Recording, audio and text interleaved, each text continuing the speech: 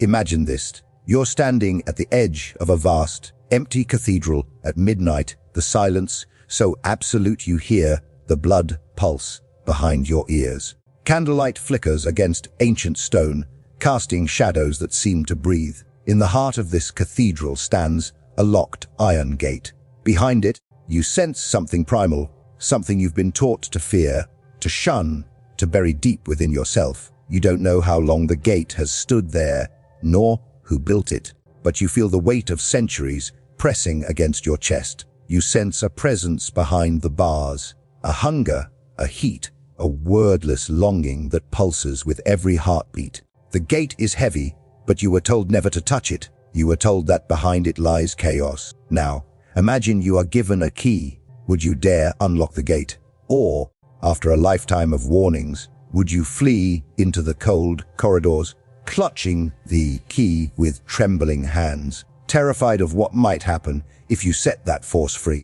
This is not a scene from some Gothic novel, nor a dream conjured by feverish sleep. It is the architecture of your own mind. The locked gate is your lust, your body's wild, surging urge for connection, pleasure, and creation. And the cathedral, for all its grandeur, is the prison built by centuries of moral dogma, social shame, and private guilt. You have been told, directly, or in whispers so subtle they barely register, that this hunger is dangerous, that to feel it is to court disaster, that to indulge it is to surrender to animality, to risk becoming something less than human. You have been given rituals and rules, confessions and cold showers, all in the name of keeping that gate locked. Perhaps you have followed these instructions faithfully, or perhaps you have rebelled in secret, but the gate stands, and the presence behind it does not sleep. Why is it, then, that the more you try to suppress this force, the more persistent it becomes? Why does the forbidden entice, even as it terrifies? Why do thoughts you try to banish return stronger, more insistent, like water pressing against a dam? The world tells you that suppression is virtue, that discipline is strength, that purity is salvation. Yet in the quiet hours, when no one is looking, you feel the pressure building, the ache that never fully leaves. What if the very act of suppression is what gives this force its power? What if the darkness is not behind the gate, but in the act of locking it? Consider the paradox. Civilization depends on restraint, yet every culture is haunted by its own secret obsessions. Religious texts thunder against desire, yet history is littered with scandals and secret affairs. We are told to rise above the flesh, yet every great work of art, every act of creation, every revolution is born of passion. Is it possible that what you've been taught to fear is, in fact, the very engine of your humanity? Imagine, for a moment, a world without this tension, a world where lust is neither shamed nor idolized, but simply felt and understood. Would society collapse into chaos, or would something else emerge, something truer, wilder, more alive? What would happen if you stopped running from the presence behind the gate and dared, at last, to meet its gaze? But perhaps the real question is not about lust itself, but about the story you tell yourself about it. Who built the gate in your cathedral? Whose voice first taught you to fear your own longing? And what would it mean to reclaim the key? Not to destroy yourself, but to discover, finally, what lies beyond the bars. As you stand in the candlelit silence, the key grows warm in your hand. The presence stirs, neither angel nor demon, but something older and deeper than either. You feel the weight of choice pressing down. Suppress, unlock, or simply stand trembling in the dark, forever haunted by what might be. What is the cost of keeping the gate locked? What is the risk of opening it? And most haunting of all, what if the real danger is never daring to find out? The cathedral waits, the presence waits, and somewhere, deep within, a question begins to echo, one that cannot be ignored. What if everything you've ever been told about lust is a lie? What if the dark truth is not about lust itself, but about what happens when you try to suppress it? In the hush that follows the echoing question, you begin to feel the cathedral shift. The silence is no longer empty, it is dense, laden with the ghosts of old ideas, the chains of inherited shame. You sense that this is not just your story, but the residue of countless generations, all gathered here in your mind. The locked gate is not merely yours. It is civilization's handiwork, hammered together by philosophy, psychology, and the relentless machinery of society. Why does the suppression of lust, this most basic, irrefutable urge, even exist in the first place? To find the answer, you must peer through the fog of history, into the minds of those who first named this force as dangerous. Picture the ancient ascetic denying himself food and touch in pursuit of purity. See the medieval monk, Carl Jung, flagellating his flesh to banish forbidden thoughts. Hear the puritanical sermon echoing through the centuries, equating desire with sin and sin with damnation. But this is not merely the story of religion. It is the story of psychology, of philosophy, of the human struggle to reconcile the body and the mind. Carl Jung, who mapped the shadowed corridors of the psyche, spoke often of the shadow self, the part of you that contains everything you reject, everything you refuse to acknowledge. Suppressed lust is perhaps the most potent inhabitant of that shadow, growing darker and more powerful with every attempt to deny it. Jung wrote, "One does not become enlightened by imagining figures of light, but by making the darkness conscious. What happens when the darkness you refuse to face is your own longing?" Nietzsche, wild-eyed and unafraid, saw the suppression of desire as the root of all sickness. He called out the slave morality of those who, unable to master their own passions, declared the passions themselves evil. "Be wary," he warned, "lest in fighting monsters you become a monster." In other words, if you spend your life wrestling lust into submission, what monstrous form might it take in the shadows of your mind? Arthur Schopenhauer, gloomier but no less insightful, saw in lust the blind, churning will that drives all living things, a force that can never be silenced, only channeled or redirected. To suppress it, he argued, is to wage war against your own nature, a war that can never be won, only endlessly postponed. And then there are the voices of modern psychology, the Freuds and Frankls, the Sartres and Huxleys, each adding their own brick to the gate. Freud, for all his excesses, understood that suppressed desire does not disappear, it leaks out in dreams. Jung, slips of the tongue, compulsions, and neuroses. Viktor Frankl, survival of horrors, saw how the denial of meaning, of genuine feeling, could hollow out a soul. Sartre, peering into the abyss, asked whether freedom is possible when you deny your own body. So, you see, the suppression of lust is not a simple act of willpower. It is the result of 1,000 silent agreements between you and your parents, your teachers, your priests, your peers, your culture. The story you tell yourself about lust is not just yours, it is the sediment of centuries, layered so thickly that you mistake it for bedrock, but beneath it, something older stirs. Society tells you that lust must be suppressed for order to exist. But what is order? Is it the absence of chaos or the death of vitality? Aldous Huxley, in his bleak vision of a brave new world, showed a society where desire was engineered out of existence, where pleasure was plentiful, but meaning was gone. The great irony, in trying to eliminate the dangers of lust, we risk erasing the very spark that makes life worth living. But perhaps the root goes deeper still. At its core, the suppression of lust is not about sex or even about morality. It is about fear, the fear of losing control, of being consumed by forces greater than yourself. It is about the terror of being seen, truly seen, as you are hungry, vulnerable, alive. To lock the gate is to declare that you are unfit to wield your own power. To suppress lust is to say, I do not trust myself. Yet, every act of suppression is also an act of creation. Each time you deny your longing, you create a shadow self, a double who lives out your forbidden desires in secret.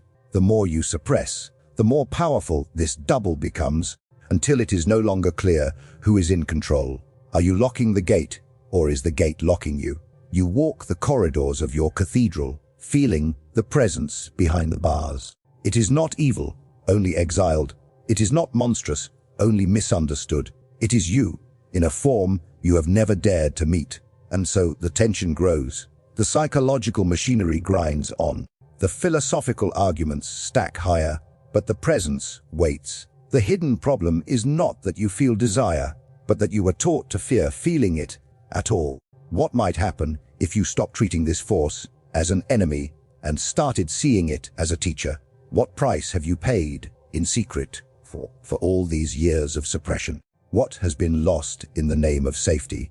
And what still waits to be reclaimed? You sense that the consequences are greater than you have imagined. The cathedral is trembling, the shadows restless. The gate is not just a barrier, it is a fault line running through the center of your life. And so you stand, key in hand, haunted by the suspicion that the real danger lies not in what lies behind the gate, but in what happens when you spend your life refusing to look. The silence deepens, the walls begin to crack, and somewhere, deep within, the consequences begin to awaken. You pace the cathedral's stone aisles, the key heavy in your palm. With every step, you feel it, the hush is not peace, but a vacuum, a stifled scream, the echo of something vital forced underground. The air is thick with secrets. You sense the presence behind the gate growing restless, pressing against the bars. Jung, seeking cracks through which it might escape. You realize, with a shiver, that the cathedral's grandeur is a mausoleum for all the desires you've buried alive. But the world outside is no different. Look around, the suppression of lust is everywhere. Its consequences written in silent rules, in nervous laughter, in the learned stiffness of bodies, and the practiced blankness of faces. The unseen consequences are not merely private. They seep insidiously into the fabric of society itself. Suppression is not absence, it is redirection. What you refuse to feel does not vanish into air.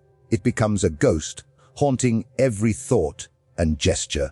Jung, psychological research tells us that suppressed emotions do not dissolve. They resurface, often twisted into compulsions or obsessions. The more you try to banish a thought, the more it returns, stronger, stranger, more insistent, a phenomenon called the ironic process theory. Tell yourself not to think about desire, and desire becomes the only thing you can think about. You see it in the faces around you, the nervous energy, the hollowed eyes, the strange, brittle anger that flickers beneath polite conversation. You see it in secret addictions, in the double lives lived behind closed doors, in the feverish consumption of fantasy, a billion-dollar industry built to sate cravings too dangerous to pursue openly. You see it in violence, in jealousy, in the urge to control others' bodies, when you cannot control your own. Repression is not neutral, it is an alchemy that transforms longing into something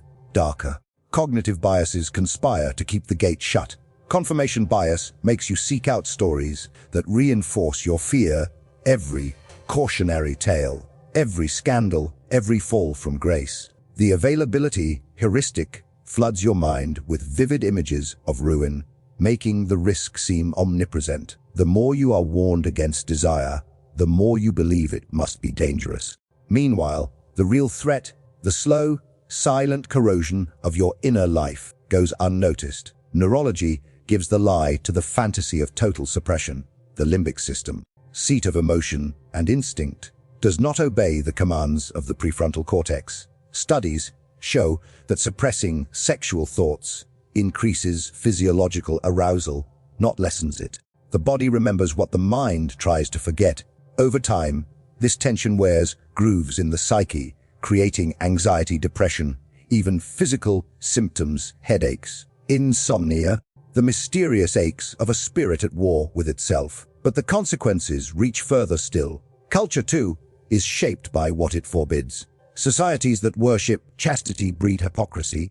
Societies that idolize eroticism breed emptiness. In both cases, the truth of desire is lost. The suppression of lust is a collective amnesia, a forgetting of the body's wisdom. It is the source of shame that cannot be named, the engine of cruelty disguised as morality. Consider the paradox. The more a society seeks to purify itself, the more it is haunted by the very urges it tries to extinguish. History is littered with crusades against the flesh, always followed by orgies of violence or decadence. The pendulum swings, but the presence behind the gate only grows more desperate, more cunning, more hungry. Ask yourself, what happens to a person who spends a lifetime denying their own hunger? What happens to a culture that teaches its children to fear their own bodies? The answers are everywhere. If you dare to look, fractured relationships, unspoken resentments, the quiet epidemic of loneliness and longing, you begin to see the pattern. Suppression breeds secrecy. Secrecy breeds shame. Shame breeds disconnection, both from others and from oneself. And in that disconnection, Jung, the original hunger, mutates into something monstrous, a force that seeks release in shadow, in harm, in the destruction of self or others. The cathedral's cracks widen. The presence behind the gate is no longer patient. But there is another consequence, subtler and more devastating. When you suppress lust, you suppress life itself. You cut yourself off from the source of creativity, vitality, and connection. You become a warden in your own prison, guarding against not just danger, but joy. The world dulls. Colors fade. The music of existence becomes a faint, distant echo. Is this the price of safety? Is this what it means to be civilized, to trade the wildness of the soul for the silence of the tomb? Or is it a mistake, a misunderstanding, a wound passed from parent to child, lover to lover, generation to generation? You stand now at the center of the cathedral, the tremors beneath your feet growing stronger. You realize that the greatest danger is not what lies behind the gate, but what happens when you spend your life pretending the gate is not there. The presence is not your enemy. It is your exiled self waiting to be welcomed home. And so the question sharpens. How do you break the spell? How do you rebel against the architecture of suppression and reclaim the fullness of your being? The gate is trembling. The key is in your hand. The time for hiding is over. The rebellion is beginning. The moment of decision is at hand. Will you step forward and claim your birthright, or will you turn away, forever haunted by the life you might have lived? The air in the cathedral is electric now, charged with the energy of something about to break. You stand at the threshold, key in hand, heart pounding. The old voices of caution and shame grow faint, swept away by a rising tide of possibility. For the first time, you imagine not just suppressing or fearing lust, but rebelling against the entire architecture that made suppression necessary. The rebellion is not against desire, it is against the lie that you are too fragile, too dangerous, too unworthy to live openly with your own longing. What does rebellion look like in a world built on the denial of the body? It does not begin with wild abandon or reckless indulgence. It begins with something much quieter, far more radical awareness. To become aware, truly aware, of the stories you have inherited, the rules you have obeyed, without question, the bars you have mistaken for safety. You see, rebellion is not the opposite of discipline. It is the reclamation of choice. It is the refusal to live under a law you did not write. Consider the great heretics of history, not just those who broke rules, but those who broke open the world itself. Think of Walt Whitman, whose poetry dared to celebrate the body as holy, Jung, whose lines throbbed with sensuality and wonder, or Simone de Beauvoir, who wrote of women's longing not as a curse, but as a source of power, or the anonymous lovers of every age, who risked scorn and exile for the sake of truth, the truth that love, hunger, and pleasure are not sins to be confessed, but gifts to be lived. Rebellion, then, is the act of seeing clearly. You look at the gate and realize it was built from fear, not wisdom, from the terror of losing control, not the wisdom of embracing it. You see how each warning, each shaming glance, each whispered taboo was less about protecting you and more about perpetuating a cycle of power and silence. You see how the cathedral was built not to honor the sacred, but to contain the wild. You begin to question everything. Why is lust dangerous? Who benefits when you are divided from your own body? What if the greatest threat to order is not desire, but the refusal to feel it? You realize that your longing is not your enemy, but your compass, a force that points not just toward pleasure, but toward life itself. To rebel is to reclaim your agency. It is to say, I will not be ruled by fear. I will not mistake shame for virtue. I will not live in exile from myself. This is not a call to chaos or heedlessness, but to authenticity. You learn to feel your longing without judgment, to meet it with curiosity instead of dread. You learn that every urge is a message, every ache a signal, every day of hunger an invitation to know yourself more deeply. The counterintuitive truth emerges. To master desire, you must stop trying to conquer it. The paradox reveals itself. Only by turning toward your longing, by allowing it to move through you, do you find peace. The more you deny, the more you suffer. The more you accept, the more you are freed. You are not a beast to be tamed, nor a saint to be sanctified. You are a living paradox. Body and spirit, hunger and restraint, chaos and order. History is filled with those who broke free. The Sufis, spinning in ecstasy, saw longing as a path to God. The Tantrics, weaving pleasure and meditation. Jung found enlightenment not by fleeing the body, but by embracing it. Even in the darkest times, there were always those who refused to be divided, who carried the spark of rebellion through the ages. You realize now that rebellion is not a single act, but a lifelong practice. It is the courage to question, to feel, to change. It is the wisdom to know when to say no, not because you fear yourself, but because you honor your own truth. It is the strength to walk through the world unashamed. Jung, to meet the gaze of others without flinching, to love without apology. As you stand before the trembling gate, you see that the real prison was never lust itself, but the belief that you could not be trusted with your own power. The act of rebellion is to unlock the gate, not to unleash chaos, but to invite wholeness. It is to walk through the cathedral as its true master, no longer haunted by shadows, no longer ruled by fear. The key turns in your hand. The bars begin to dissolve, not with a crash, but with a sigh of relief. The presence behind the gate steps forward. Not a monster, not an angel, but a part of yourself you have too long denied. It is not here to destroy you, but to guide you, to remind you that to be alive is to hunger, to ache, to risk, to love. You realize, at last, that rebellion is not a rejection of civilization, but its renewal. Only by embracing your own longing can you build a world worth living in, a world where desire is not a crime, but a covenant, not a threat, but a promise. The cathedral is alive now, every stone humming with energy. The old voices fade, the shadows recede. You are no longer a warden, nor a prisoner. You are the architect of your own freedom. But a final truth waits, still hidden in the light beyond the gate, a truth deeper than either suppression or rebellion. You sense its presence, vast and luminous, waiting for you to step forward and claim it. The journey is not over. The ultimate realization awaits. Will you dare to look? You cross the threshold. The gate dissolves, not with a thunderclap, but with a soft exhalation, as if the entire cathedral has been holding its breath, waiting for this moment. The presence steps into the light, not a beast, not a shadow, but a mirror.